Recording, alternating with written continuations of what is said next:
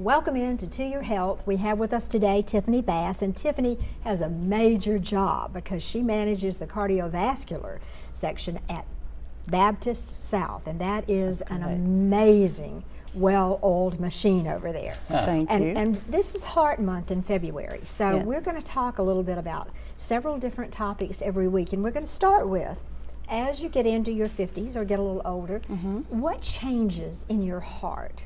How does your age affect your heart? Well, a lot of times as we age, as we get older, a lot of the activity that we have as young adults in terms of exercise sometimes will slow down. And with that slow down process, your heart can weaken over time from a lack of exercise. And in addition to that, with the lack of exercise, we add extra weight on. And that increase in our weight can also negatively impact the workload of the heart. So these are things, though, we can manage if we are aware of them as we age by being very well aware of the caloric intake that we have on a daily basis. And in addition to that, the American Heart Association recommends that adults have at least 30 minutes of exercise 5 times a day, which is approximately 150 minutes a week. Okay. When we think That's 5 times a week. that's not 5, yeah, I'm times a day. sorry, Okay. not 5 days. I'm Absolutely. going to be doing that all day long. 5 times a Right, week. right. And most of the time when we think about exercise, we think about, I know when I was in my 20s, I would run or do some of the more challenging exercises. But it's okay if it's just walking your dog for 30 minutes or taking your grandchildren for a play in the park. All of that is included in exercise. Right. So. And it doesn't have to be 30 minutes contiguous, all 30. You can do 15 and 15, couldn't you? Well, a lot of research actually support that. The whole goal, though, is to keep moving. That's right. And keep that blood circulating, keep that heart rate up, though, for at least 15 minutes at a time if you're going to do that twice a day. I want to ask you something. I read, it goes without saying that we're talking about diabetes, excess weight being a major factor, and lack of exercise. Quit smoking. Stop smoking. And the other thing that I read that was interesting was, and as we get older, we tend to, when we get home or whatever, pile up, get comfortable, and turn on that television. And I read an article that really hit me that said, sitting is the new smoking. A lot of that sedentary lifestyle, not only at home but in the workplace. And there are a lot of little gadgets that can help with that. I wear a watch that reminds me even the importance and when it's time or I need to move.